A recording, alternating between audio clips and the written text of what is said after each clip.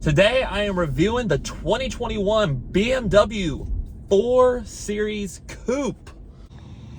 Now, before we get behind the wheel of this very controversial, very cool car, let's talk about it. So the 4 Series has been around for a while now. It's been redesigned for 2021, as you guys have already known. It's been out for a couple of years now. And actually, it just got a heavy update. Actually, this year, it just got a heavy update. And I remember when this first came out, and I'll never forget, this was the most controversial car on the market, and it was because of those two lung-sized grills. They're kidney grills, but they got so big that people started calling them lungs. And they do look that big. They kind of look like that. Now, my take on this car is it depends on the spec that you get. Some specs look better with this grille than others. Base models, not so much. Top-end performers like the M4 competition, personally, I think look badass. And where do I think this one stands? Well, this one has the sport package, so it's got the cool blacked out grille, the sporty looking grille, the rear diffuser in the back, as you'll see in a second. And I personally think, especially in this all black color with the amazing sporty looking wheels, I think this car looks amazing. I would argue that it looks beautiful. I do not think this car is ugly, at least in this particular spec. But I don't know, maybe that's a weird controversial take, but I've always thought this was a good looking car because it reminds me of the previous gen, just with a little bit of more boldness. And that's kind of something that I am kind of a believer in. I personally believe BMW I gotta give them a lot of credit because there's a lot of players out there like Mercedes that's been playing it safe.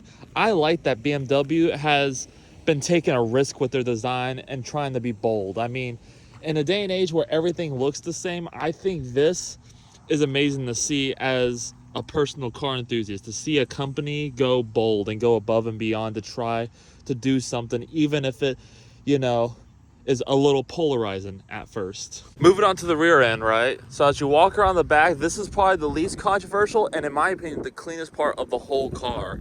I really do like how they did this. I think it turned out great. That little diffuser, it just gives it a little bit of flavor. And you got the dual exhaust coming out the back because this is the sport package. So it has a nice little sound. Though this has a little sound. But I want to say the dual exhaust is on all the trims. I could be wrong, but I think it's on all the trims. Now, as far as this rear exterior design goes, I personally think the rear of the 4 Series looks best on a 2-door. I know they make a 4-door for people who want 4 doors. Me personally, I think it looks all right. It looks a little awkward on that car, but on this car with the curvy, swoopy coupe lines, I think it just looks stunning, simply put. Now while we're back here, I do want to mention this does have an inline 6-cylinder that makes some serious powers. We'll talk about that power in just a second, but here, I'll give you a clip of what it sounds right now.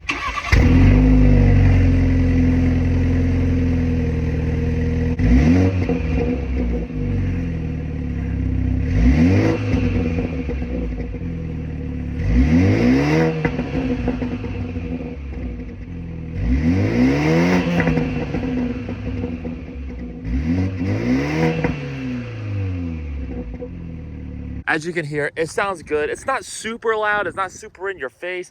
I'm sure you can throw an exhaust on it and change that though entirely. But dude, this is just a beautiful looking car, especially with the sport package. These big 19-inch wheels just look incredible. They have 6-piston brakes in the front, 4 pistons in the back, and holy crap, do these brakes bite down for your life. They are powerful, so powerful. I was almost kind of taken back by how powerful. They might be one of the most sensitive brakes I've ever touched in my entire life. Obviously, it's up there with like the M8 competition that I reviewed earlier this year, obviously. And I guess the thing is, I knew that car was going to have bitey brakes.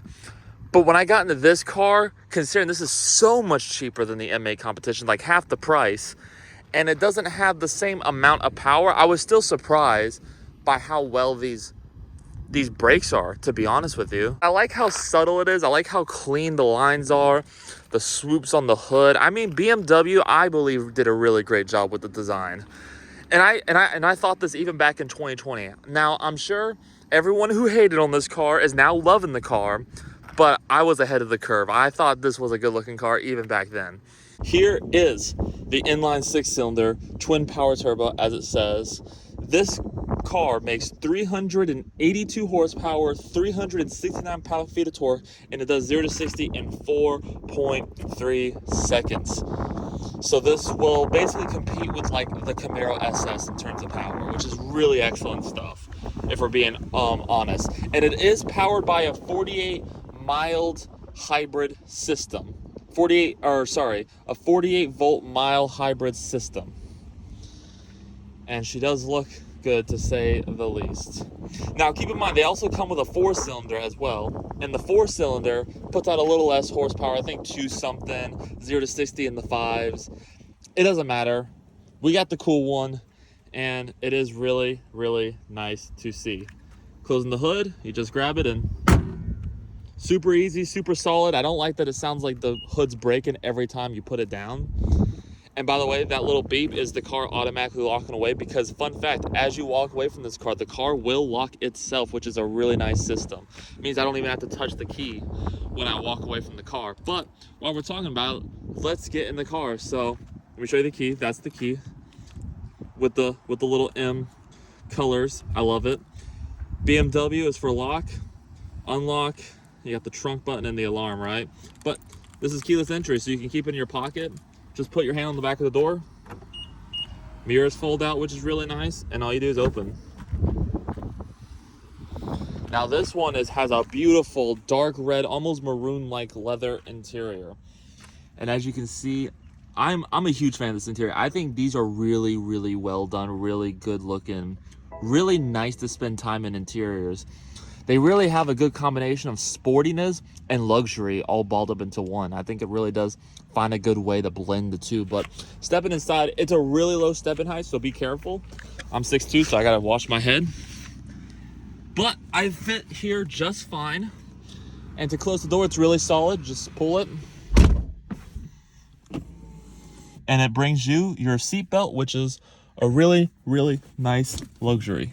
To start the interior, all you do is put your foot on the brake. Here's the push button start right here at the bottom, and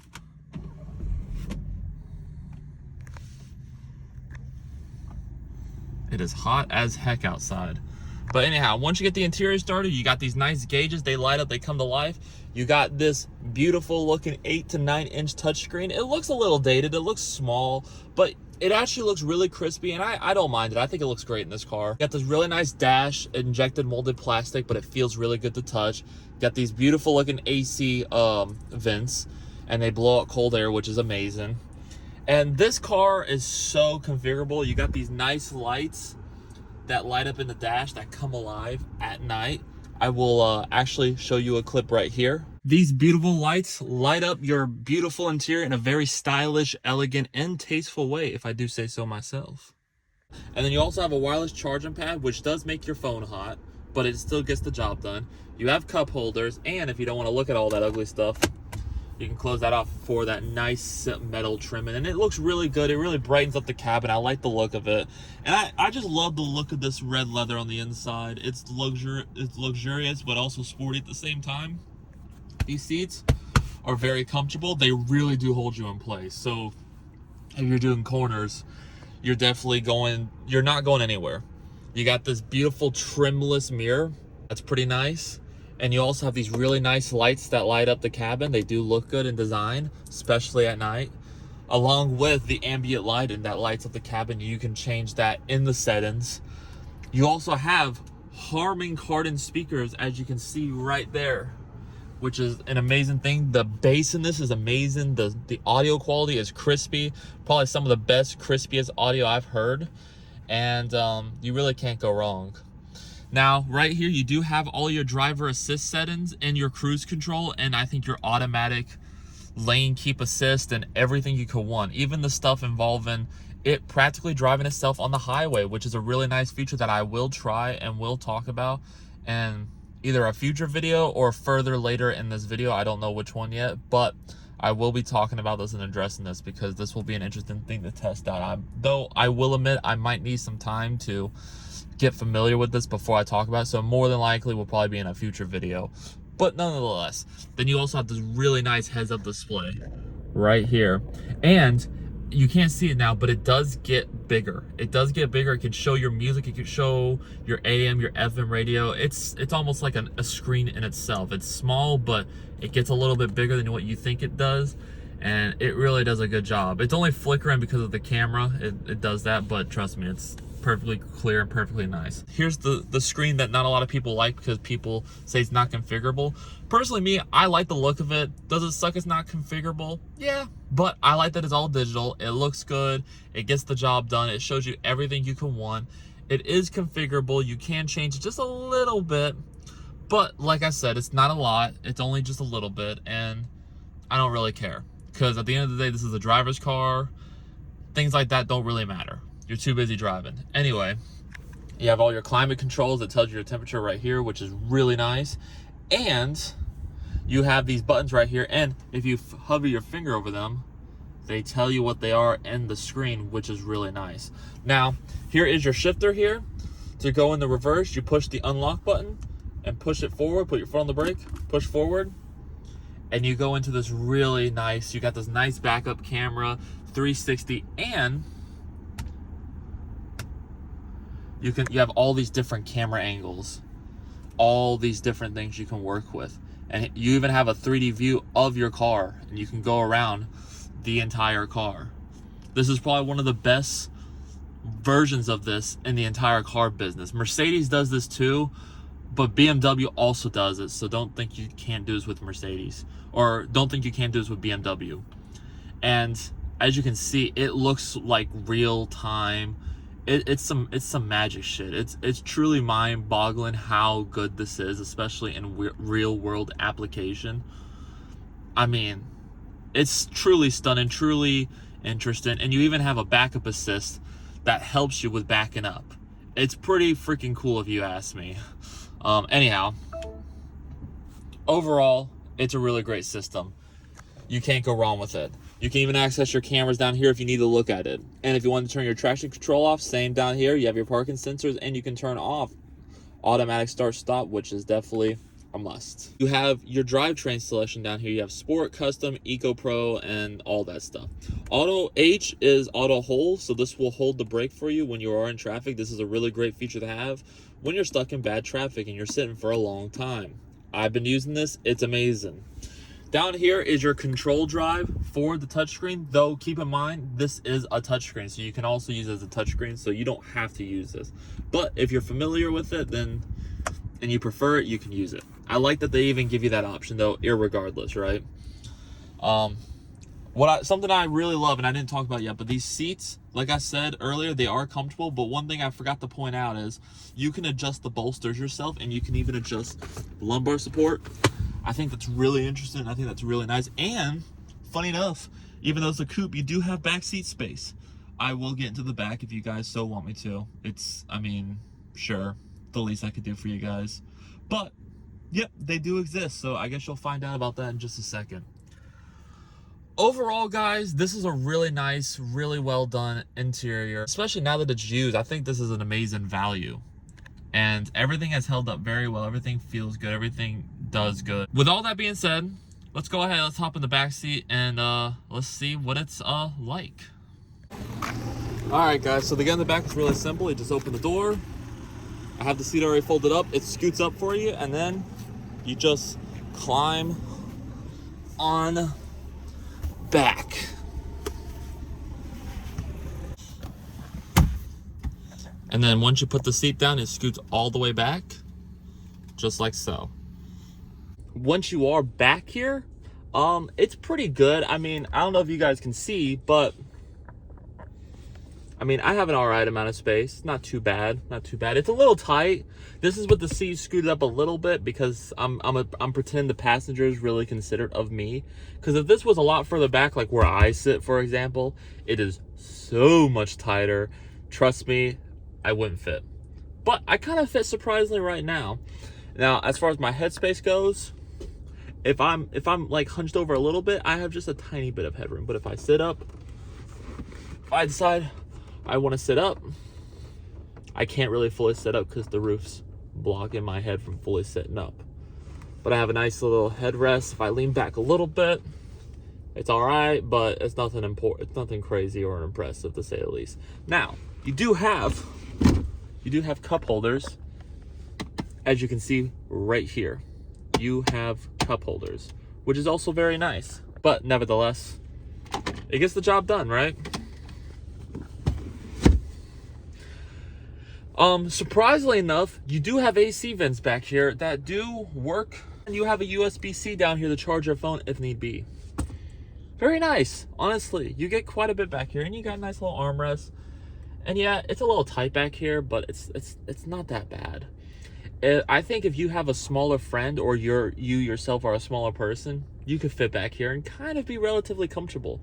I think anyone 5'10" or shorter could probably fit back here reasonably comfortable. Might be a little smidge tight, but I don't think it's gonna bother you all that much, to be honest with you. Before we get back behind the wheel, let me show you that trunk real quick and show you what that's like. Now, there's different ways you can get into the trunk. The first option obviously being there is a button by the door that you can click and it will pop open the truck automatically. The other option is you could just manually put your finger under it and there's a button and you can open it that way. Or the other option, and this is the one I'm gonna do, you just hold the button on the key right here and this will open the trunk as well. Pops it, and then all you do is open it the rest of the way. You can see it's a reasonable amount of room, nothing crazy, but it does get the job done. It has decent room, and you have a little cubby right here where you can stash stuff. Pretty nice, can't really complain. You got a little cubby over there as well too. It does what you need it to do. With all that being said, now that you've gotten the full walk around of this amazing car, and in my opinion, I think it's a beautiful looking car, let's take it out on the road and see what I think about the driving experience.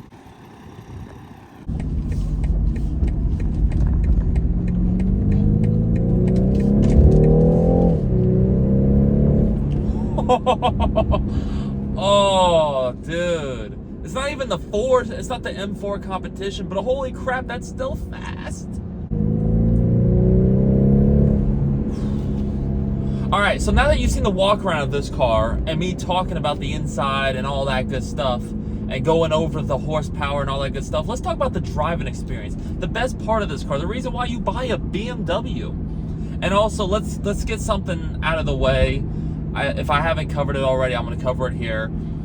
I am one of the few people who just I think this car looks great, especially in this configuration, and all black with the sport package and the wheels and the whole nine. I think this is a great looking car. People when this came out thought it was ugly, we want nothing to do with it, said it was a terrible design. I'm a part of the crowd that I think it's bold, I think it's innovative, and I think it was a brave choice to be a little more radical with the design. Because if you look at, like, compared to the competition, like the Mercedes and the Audi, they play it safe and they're very restrained, very vanilla. I like that BMW's trying to add a little spice to the design while still keeping it a very familiar design. And I think personally they did a good job with that, honestly, because they could have stayed subtle, pretty much exactly the same, did little changes like the Mercedes and Audi, but then they wouldn't, it would be plain Jane, vanilla, boring, all the above, and someone would have complained about that, if you're being honest with ourselves. So I'm glad someone was like, you know what, we need to be bold with this. People are going to hate it either way. People are going to be like, oh, it's boring, or they're going to think it's too much. So I'm glad they went too much. And I don't think it is too much. I think it looks great. It keeps the same lines from the old BMWs of the past.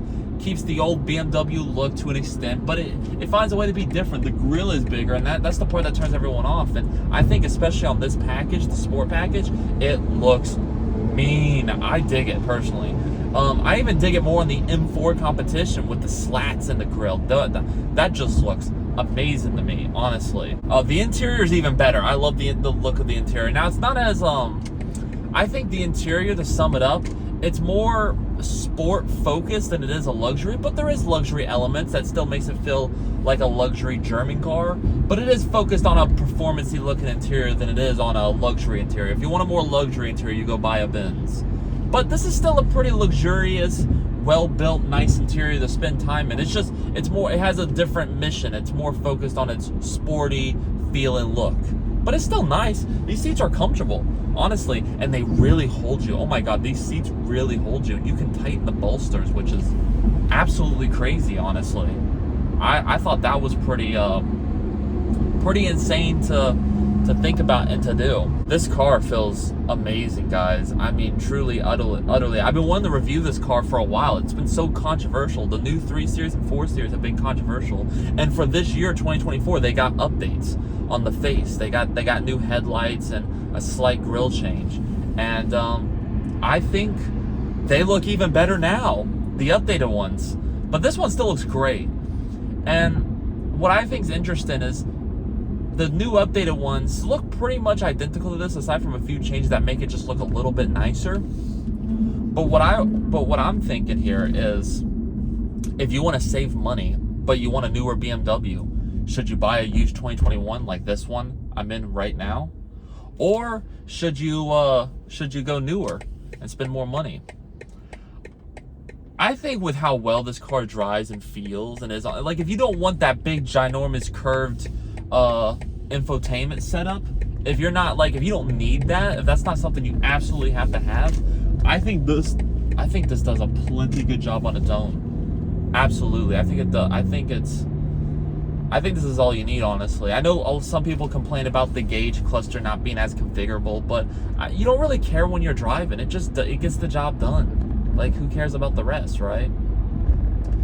And I think that matters more than anything. All right, guys, we're gonna put it in Sport Plus. Sport Plus is just where this car deserves to be at all times. It's really, really good. And I love how this car changes personalities on a whim. Holy shoot. That's pretty crazy. And I got to admit, this inline 6-cylinder sounds better than you think it would. And I like that it also disappears and goes away when you're not trying to get on it. When you're not trying to go fast, you push the button comfort and it goes back to being a normal cruiser. Also, I have to admit, this ride quality is really nice. I'm not even joking. Like, this is a nice ride quality, considering this is also a sports car. And so I think this is the best of both worlds. Can this be a great daily driver? Absolutely. If you can get over the front end, guys, this is a nice interior to spend time in, and it drives like a sports car. It's got this dual personality that you have to respect. You absolutely have to respect it. You have a personal car that's like this, just as cool, whatever, maybe cooler, and you want me to review it, please reach out to me. Go to our official Instagram, which, by the way, guys, we do have an Instagram now. It is Logan the Enthusiast, one word. Go check it out. No uppercase, no nothing. Super easy to find, super quick. And please go follow that Instagram. Also, please subscribe to the channel and leave a comment below what cars you would want me to do next, because I do enjoy these reviews a whole lot. I really do. I guess final point to talk about are these speakers and the fuel economy. The fuel economy is not great. I think this gets somewhere in the mid to low 20s combined, and you know, that's what you expect. It's a sports car, a little performance-y. But if you're looking for a fuel-efficient car, then you're buying from the wrong brand, the wrong car, the wrong thing in general. You need to reevaluate what you're buying if that's like something you truly, utterly care about. But if you're looking for a sporty, all-arounder, perfect daily driver that also has to be a comfortable cruiser, this does that in strides, man. Like, truly impressive. I love how small and nimble this car is. I can just look around, get a good feel for things, and I personally think this is such a good looking car. I think people who judge it by its looks are really missing out on an overall killer of a package, because this does have a lot to offer when it comes to the driving experience. when it comes to the interior feel and quality. I mean, the build in here is amazing. It's BMW, so everything's just absolutely A+, astonishingly solid. And if you're a BMW guy and you're like on edge about this car, don't be. This is an amazing car with, honestly, now that it's used, with an amazing value. I guess the question is it ugly and overrated? I don't think so. I wouldn't say it's underrated, but I don't think it's overrated either. It's like in the middle, if that makes sense. But I don't think it's ugly. I know some will. Leave your comments leave a comment below. Let me know what you think. Do you think this car is ugly? What do you think about this car? And what other cars would you like me to review next? Put that in the comments below. But with all that being said, thank you guys so much for watching my videos. Again, you guys are incredible. You guys are the reason why I'm able to do this. I'm so grateful for you guys. This whole year and experience, I think I might be putting out one more car review before the year's over. But I have to tell you guys, I'm extremely blessed and extremely grateful for this. And this year has been incredible. One of the biggest years of my life on YouTube ever. And that's coming from someone who has 2 YouTube channels. And I'm super blessed right now to have a channel growing as fast and as quickly and as successfully as it has been. And it's all because of you guys. Thank you guys so much. You guys mean the world to me. Thank you guys so much for watching. And just like always, guys, I'll catch you in another video, man. Peace out.